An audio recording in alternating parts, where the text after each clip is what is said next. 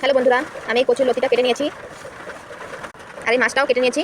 তোমাদের কাছে দেখাবো এই মাছটা দিয়ে কচুর লতি দিয়ে তরকারিটা কী করে রান্না করতে হয়। নুন হলুদটা মাছটা মেখে নিয়েছি।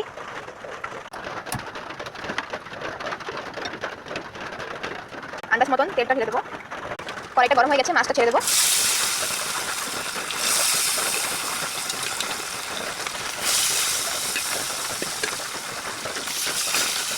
মাছটা এখন তুলে নেবো। আমাদের মাছটি ভাজা হয়ে গেছে। জিরাটা দিয়ে দেবো, রসুনটা দিয়ে দেবো,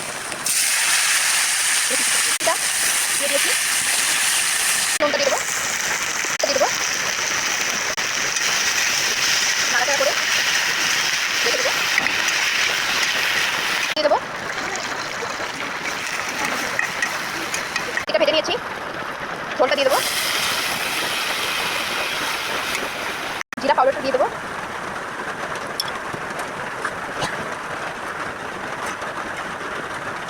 কাঁচা তেজপাতাটা ছেড়ে দেবো,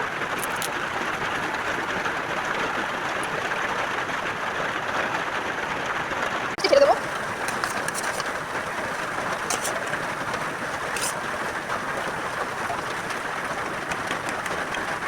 কাঁচা রসুনটা থেতো করে নিয়েছি, এখন ছেড়ে দেবো। এটা পরে দিলে সুন্দর ফ্লেভার আসে।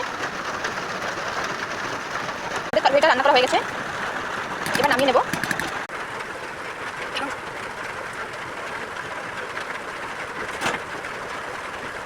তরকারিটা একটা গামলায় ঢেলে নিয়েছি। আমাদের লতির তরকারিটা হয়ে গেছে।